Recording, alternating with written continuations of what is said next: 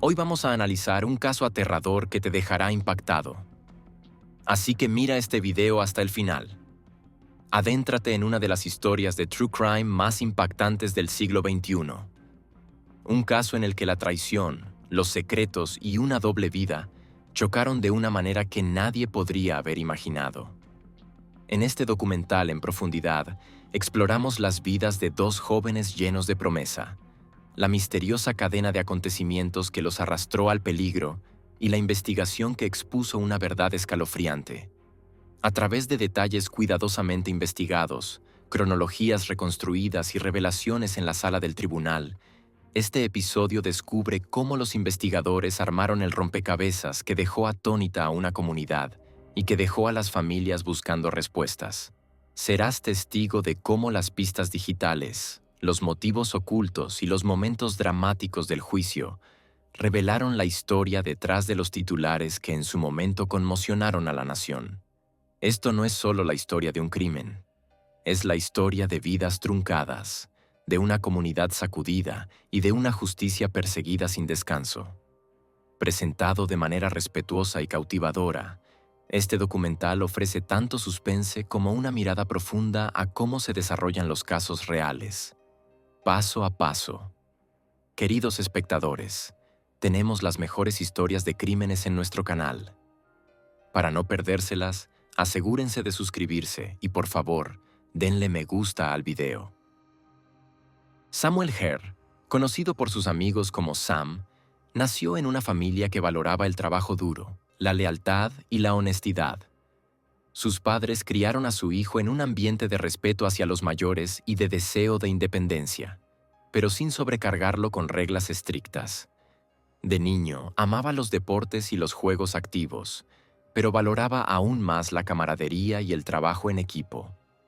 Sus compañeros de clase lo recordaban como un chico que encontraba fácilmente un lenguaje común con diferentes personas, sabía cómo animarlas, hacerlas reír y al mismo tiempo mostrar seriedad cuando la situación lo requería. Sin embargo, lo que es mucho más importante es la clase de persona en la que Sam se convirtió al llegar a la edad adulta.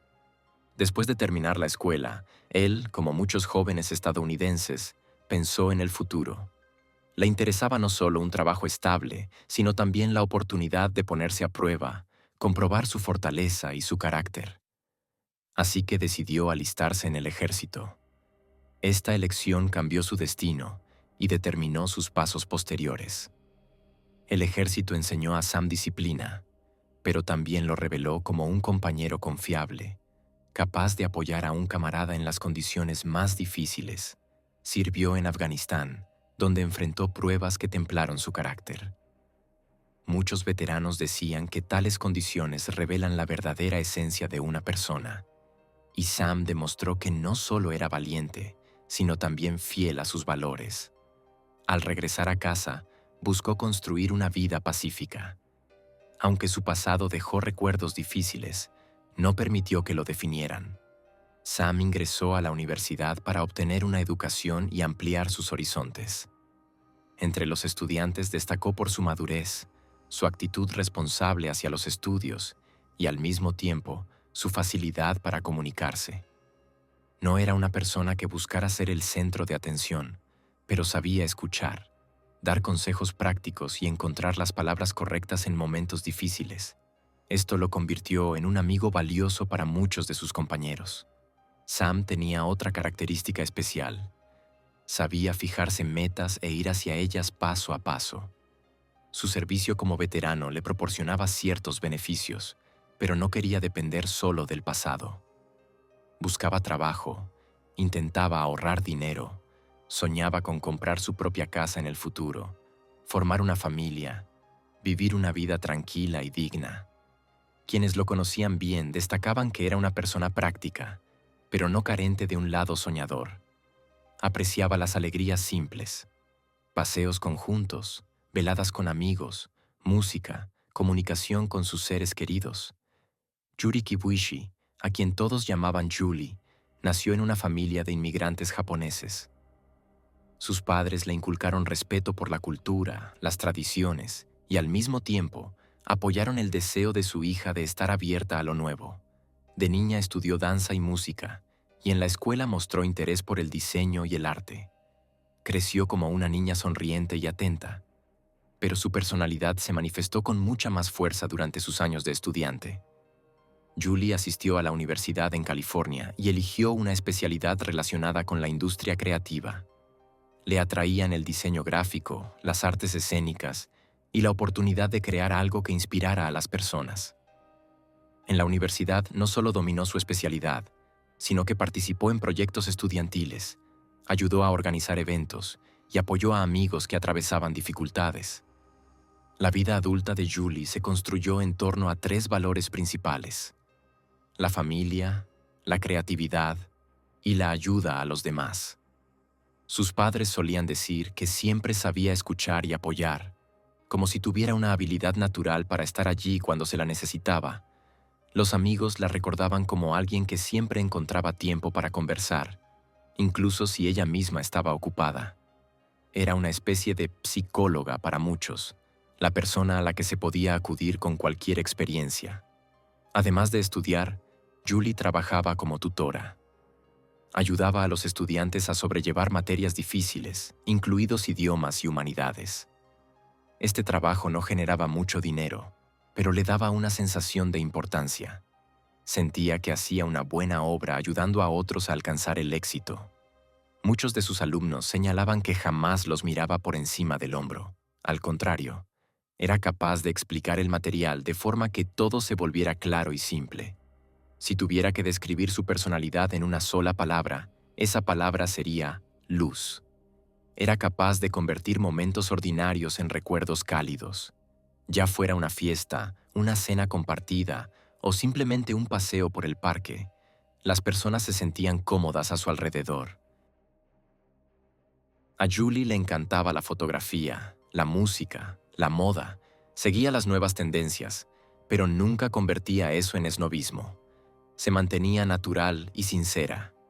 Cuando el destino llevó a Sam y Julie a encontrarse, rápidamente encontraron un lenguaje común. Se conocieron por primera vez en su círculo de estudio.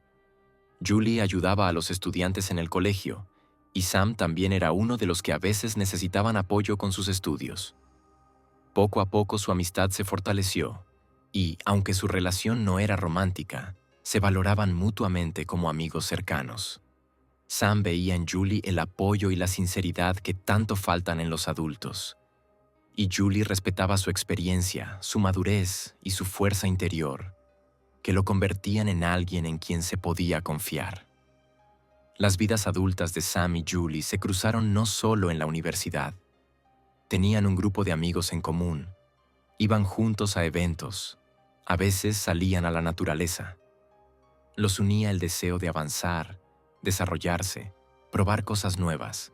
Para ambos el futuro no era algo abstracto, sino un objetivo muy concreto. Sam quería construir una base sólida para una familia y una vida estable, y Julie soñaba con una carrera creativa y con encontrar armonía interior. Es interesante que sus caracteres se complementaban en muchos aspectos. Sam, siendo una persona pragmática y reservada, a veces parecía demasiado serio. Julie sabía cómo añadir ligereza, humor y emociones brillantes.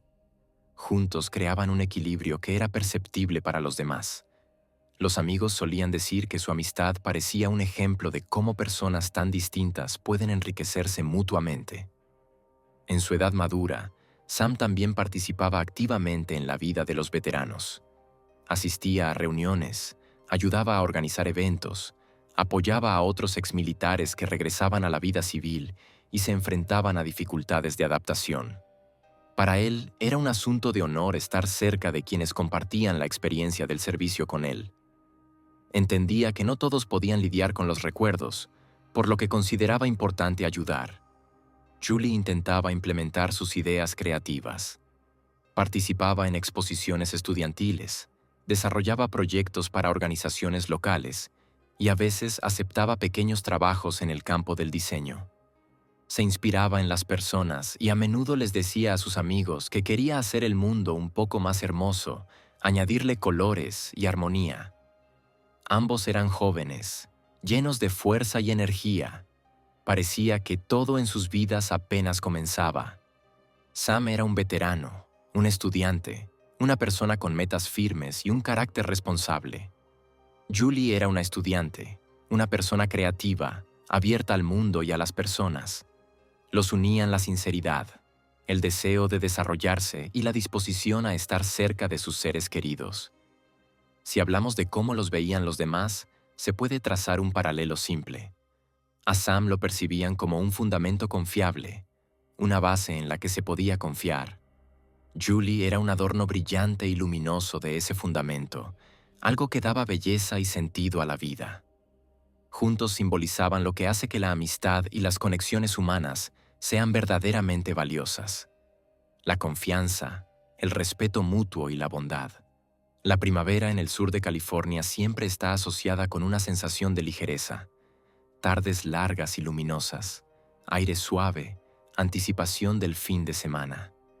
En el complejo de apartamentos de la ciudad de Costa Mesa, todo parecía exactamente así. Rutinario, familiar, tranquilo. Los residentes se apresuraban a casa después del trabajo. Algunos cargaban bolsas del supermercado. Otros paseaban a sus perros. Parecía que nada podría alterar ese orden cotidiano. Pero fue en ese silencio familiar donde comenzaron a formarse las primeras señales de alarma.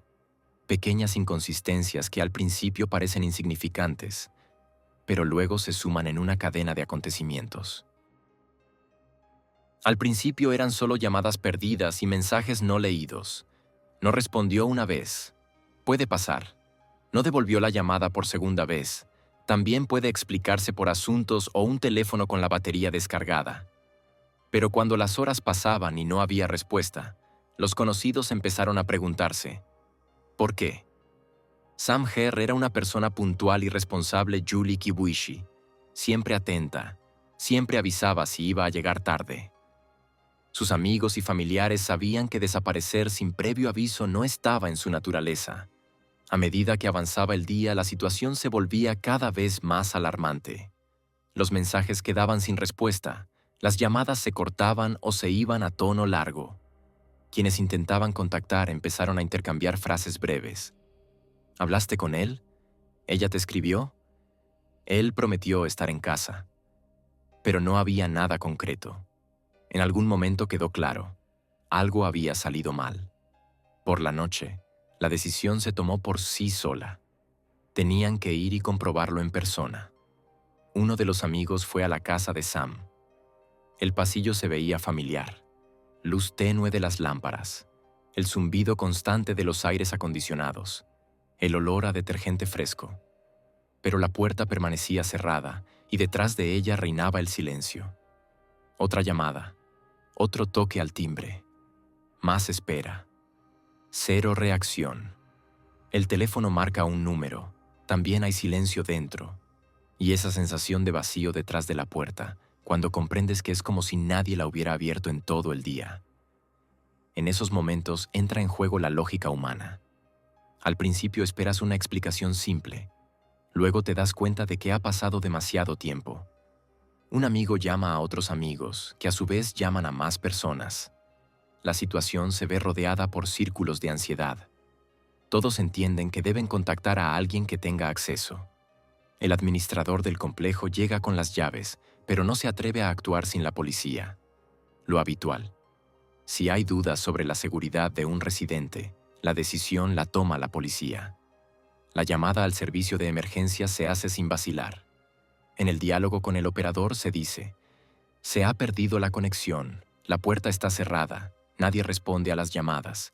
Los vecinos confirman que el apartamento ha estado en silencio todo el día. El operador registra la información y promete, la patrulla está en camino. Los minutos de espera se alargan interminablemente. Los que están frente a la puerta esperan que todo se resuelva fácilmente. Que se abra la puerta, aparezca un rostro familiar y se descubra que todo esto no es más que una serie de malentendidos. Pero con cada minuto que pasa, esa esperanza se debilita y cuando finalmente la policía llega a la casa, el ánimo cambia. Ya no esperan excusas, Esperan una respuesta a la pregunta de qué ocurrió exactamente. Los agentes actúan según el protocolo. Primero inspeccionan la entrada, hablan con quienes hicieron la denuncia, aclaran las circunstancias, luego llaman fuerte a la puerta, se identifican, exigen una respuesta. Silencio. Repiten. Otra vez silencio. Entonces el administrador, bajo supervisión policial, abre la puerta. La primera impresión es que el tiempo se ha detenido en el apartamento. Todo está en su lugar en el pasillo, pero el aire está inmóvil, como si nadie se hubiera movido allí en mucho tiempo. La lámpara del salón está encendida. Hay una taza con una bebida sin terminar en la mesa. Un cargador de teléfono, pero el teléfono no está. En la cocina hay platos que deberían haberse recogido, pero quedaron allí. Parece como si alguien hubiera interrumpido su rutina y nunca hubiera regresado. La policía entra con cautela, revisando las habitaciones una por una. Y en el dormitorio hacen un descubrimiento terrible. El cuerpo de una joven yace en la cama. Es Julie Kibuishi. De inmediato queda claro que la situación es urgente. Se documenta la escena. La habitación queda acordonada y se llama a los paramédicos. La atmósfera en el pasillo cambia al instante. Todas las conversaciones cesan, los rostros se endurecen y quienes aún esperaban un desenlace favorable quedan sin palabras. En este punto, la investigación ni siquiera ha comenzado. Todo lo que hacen los agentes es registrar el hecho. Se certifica la muerte, el apartamento queda bajo custodia y se establece un perímetro. Todas las acciones son contenidas y precisas, sin palabras innecesarias, solo formulaciones secas. Detectado, registrado, bloqueado. Se pide a los vecinos que no se acerquen. Los testigos se apartan para tomarles declaración más tarde. Pero este fue solo el primer golpe. Al día siguiente, en otra parte de la ciudad, en Long Beach Park, una zona verde donde los deportistas corren y las familias pasean. Un empleado de servicio nota un área que parece inusual. Una inspección conduce a otro hallazgo. Allí, entre los árboles, se encontraron restos humanos. Fue en este momento cuando dos líneas se conectaron. Un apartamento en un complejo residencial y un parque en un área vecina. En ambos casos ya no se trataba de una persona desaparecida o un accidente, sino de una tragedia. La policía registró los hechos, restringió el acceso y actuó según un algoritmo probado. La ciudad seguía con su vida, pero en estos dos lugares la vida ya había cambiado para siempre. Al anochecer quedó claro. Dos hallazgos, dos direcciones, dos descubrimientos terribles. Todo lo que antes parecía solo una alarma por la falta de llamadas, ahora se había convertido en un desastre confirmado. Y mientras el silencio oficial se mantenía alrededor, solo se oían en el lugar las formulaciones secas de los agentes de guardia y del equipo de trabajo. Sin versiones, sin suposiciones, solo hechos. El cuerpo de Julie Kibuishi fue encontrado en el apartamento. Se encontraron restos en el parque y su identidad debía ser determinada. Ahora llegaba la parte difícil. Entender cómo se conectaban los dos episodios y qué había ocurrido exactamente durante esas horas en las que los teléfonos guardaron silencio y las puertas permanecieron cerradas. Cuando las primeras señales sobre la tragedia llegaron al departamento de policía de Costa Mesa, los agentes comprendieron. No se trataba de una llamada ordinaria. El cuerpo de una joven fue encontrado en un apartamento, los restos de un hombre en un parque. Dos ubicaciones, dos eventos, demasiadas coincidencias para considerarlos accidentales. Ya en las primeras horas, el oficial de guardia solicitó el apoyo de forenses y médicos legistas. Comenzó el trabajo que debía responder a la pregunta principal. ¿Qué ocurrió exactamente? Los expertos forenses empezaron en el lugar donde yacía el cuerpo de Julie Kibuishi. El espacio fue registrado literalmente milímetro a milímetro. Fotografías, video, escaneo de cada objeto. Incluso el orden de las cosas era importante. La disposición de las almohadas, la posición del cuerpo. pequeños detalles que podían parecer aleatorios, pero que en realidad daban la clave para comprender los acontecimientos. Los expertos señalaron que había pocos signos de lucha. No había destrucción caótica, muebles volcados o objetos rotos. Parecía como si la persona que se encontraba en el dormitorio no esperara ningún peligro. Pero una circunstancia llamó la atención de inmediato. Había rastros de una herida de bala en el cuerpo de la joven. Esto significaba que el criminal no había actuado de manera espontánea, sino deliberadamente. Más tarde los forenses confirmarían: el disparo se realizó a quemarropa. Julie no tenía ninguna posibilidad de sobrevivir. Había detalles extraños en la cama junto al cuerpo, lo que aumentaba la inquietud. Los peritos notaron inscripciones en la ropa de la joven, hechas con tinta. Parecía un intento de escenificar la situación, como si la víctima hubiera dejado algún tipo de mensaje, pero los investigadores entendieron desde el principio: esas pistas rara vez son ciertas. Más a menudo, es un truco para desviar a la policía. Otro grupo trabajaba en paralelo. Allí, en la zona verde, entre los árboles, se encontraron los restos de un hombre. No se encontraron documentos cerca. La identidad debía establecerse oficialmente, pero los agentes ya sabían de antemano. Con un alto grado de probabilidad, se trataba de Sam Hare. La zona alrededor del hallazgo fue acordonada. El personal de servicio colocó conos, tendió cinta, registró cada detalle. Huellas de zapatos, envoltorios, marcas de neumáticos. Cualquier cosa podía ser significativa. Según el estado de los restos, la muerte había ocurrido al menos varios días antes del descubrimiento, y esto significaba que los hechos en el apartamento y en el parque estaban conectados en el tiempo, pero ocurrieron en una secuencia determinada. A la mañana siguiente, los cuerpos y los restos fueron llevados a la oficina del médico forense del condado. Fue allí donde se arrojó luz sobre las circunstancias de la muerte. El cuerpo de Julie fue examinado primero. El forense registró una herida fatal de bala en la cabeza. La dirección y la naturaleza del disparo mostraron que no se trataba de un accidente ni de defensa propia. En el momento del disparo, la víctima probablemente estaba sentada o de pie junto a la cama. No había signos de una lucha prolongada ni de defensa propia en el cuerpo. Esto confirmó la versión de que el ataque ocurrió de manera repentina, cuando la joven no esperaba ningún peligro.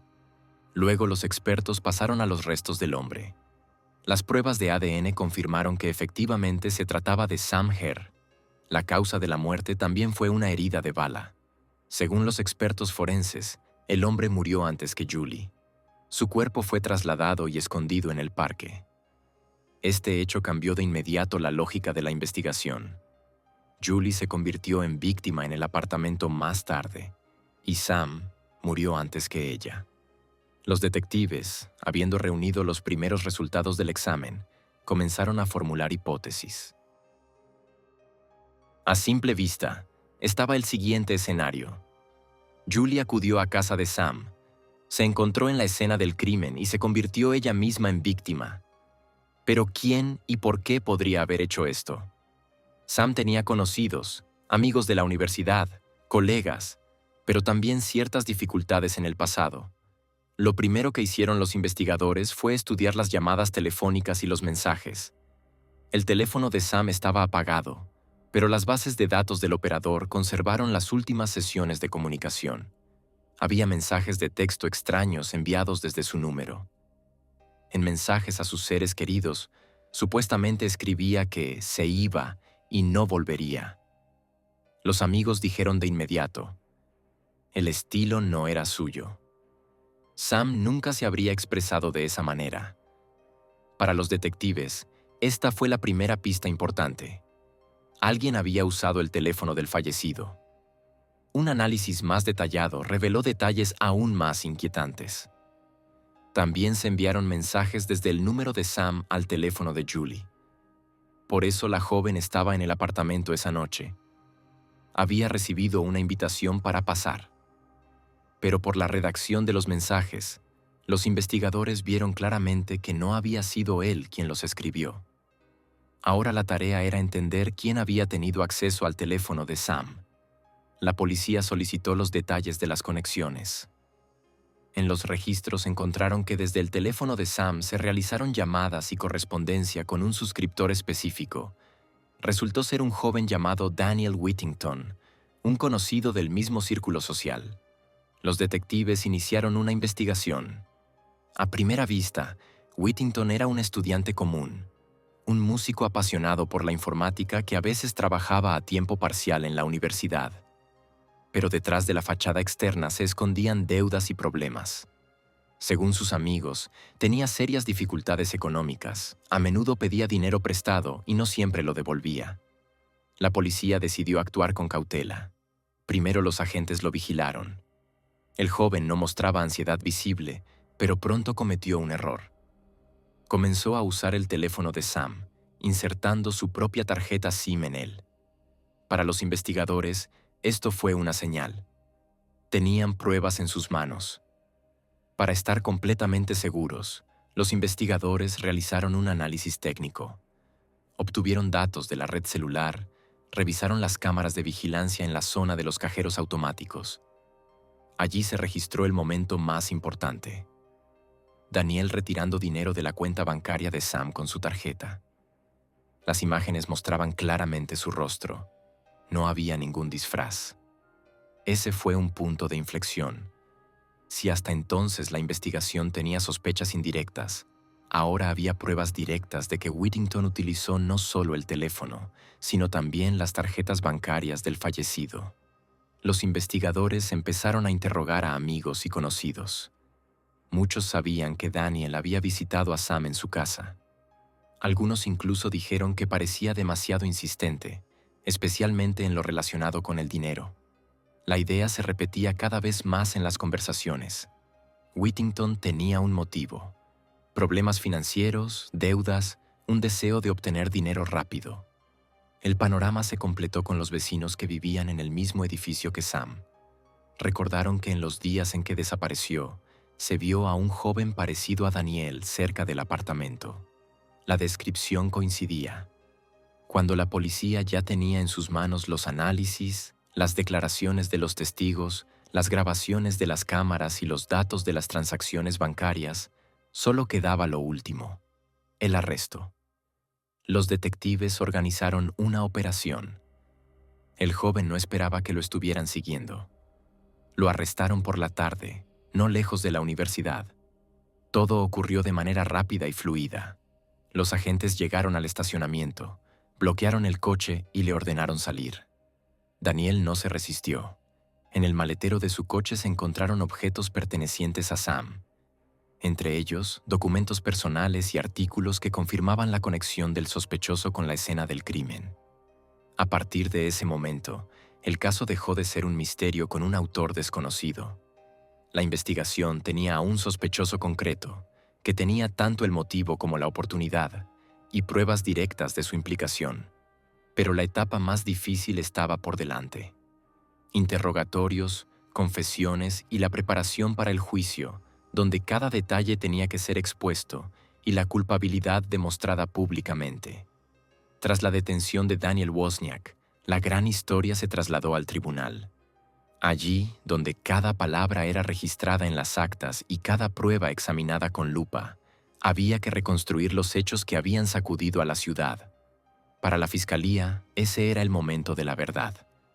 Allí podrían convencer al jurado de la culpabilidad del hombre que estaba sentado ante ellos en el banquillo. Para las familias de las víctimas, era la única oportunidad de escuchar la confirmación oficial de lo sucedido y ver la justicia que llevaban meses esperando. El juicio comenzó con la presentación de la fiscalía. El fiscal, dirigiéndose al jurado, habló de dos jóvenes cuyas vidas habían sido truncadas no por accidente, no como resultado de una trágica coincidencia, sino como consecuencia de un cálculo frío. Su discurso no estuvo lleno de gestos grandilocuentes, pero cada palabra era precisa y pulida. Describió en detalle cómo el acusado mató a Sam, y luego, para cubrir sus huellas, atrajo a Julie a una trampa. En su voz había firmeza y confianza. No se trataba de una suposición ni de una conjetura, sino de una cadena coherente de hechos respaldados por pruebas. Cuando llegó el turno de la defensa, los abogados eligieron un tono completamente diferente. Intentaron inculcar en el jurado la idea de que la investigación había sacado conclusiones demasiado rápido, que la policía no había buscado versiones alternativas y se había centrado en una sola persona.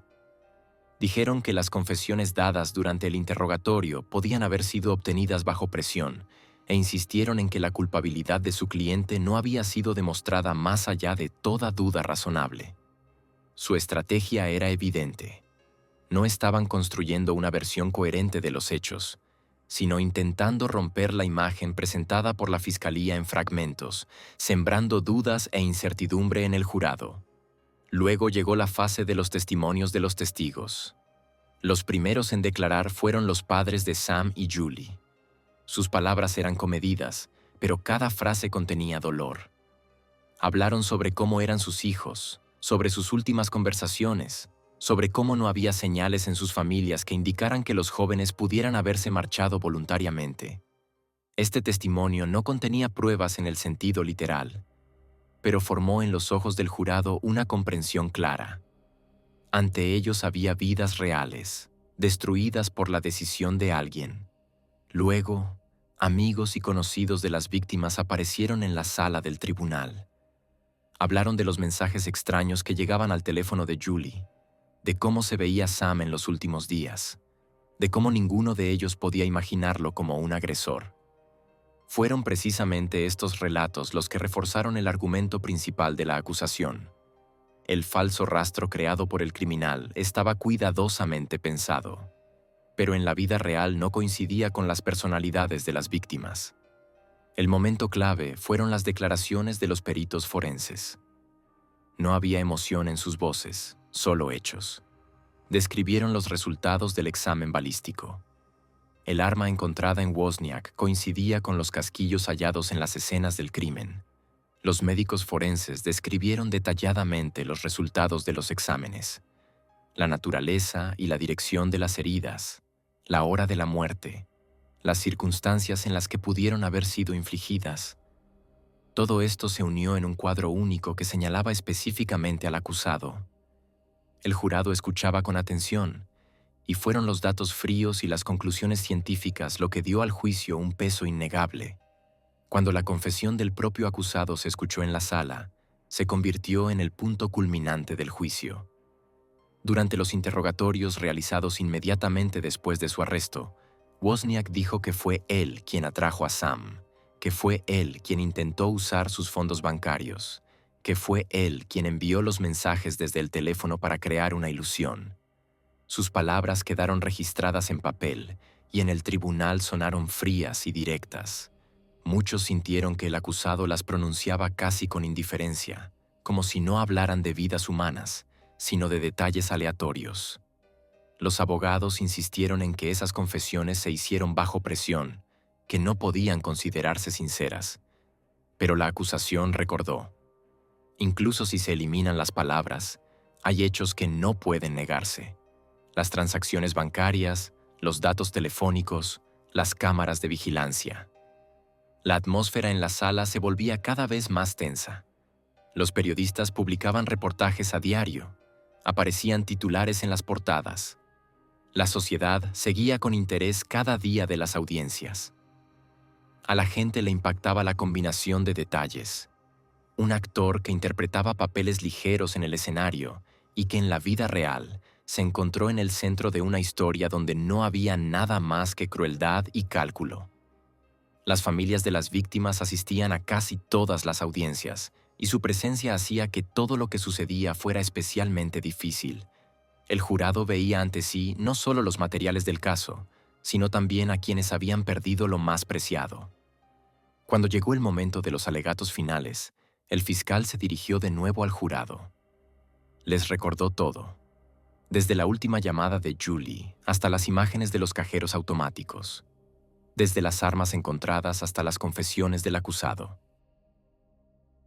Su discurso estaba estructurado como una cadena lógica clara, donde cada eslabón conducía al siguiente. No había patetismo, pero sí una sensación de inevitabilidad. Simplemente no había otra explicación para lo sucedido. En respuesta, los abogados volvieron a apoyarse en las dudas.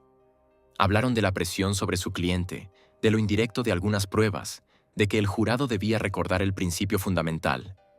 La duda debe interpretarse en favor del acusado. Su discurso sonó emocional, pero parecía que las palabras no encontraban la fuerza necesaria para contrarrestar el peso de las pruebas. Después de eso, el jurado se retiró a deliberar. En la sala reinó el silencio. Los padres de las víctimas se sentaron cerca. Los periodistas preparaban materiales y los abogados conversaban en voz baja. Las horas pasaban lentamente y todos entendían que se estaba decidiendo el destino del hombre tras las rejas y que esta decisión sería el final de la historia. Finalmente, el jurado regresó. Todas las miradas se dirigieron al secretario, que comenzó a leer el veredicto. Culpable del asesinato de Sam Hare, culpable del asesinato de Julie Kibuishi. Culpable de fraude bancario. Cada palabra sonó clara como golpes de martillo. No hubo aplausos ni gritos en la sala, solo suspiros pesados y lágrimas de los padres.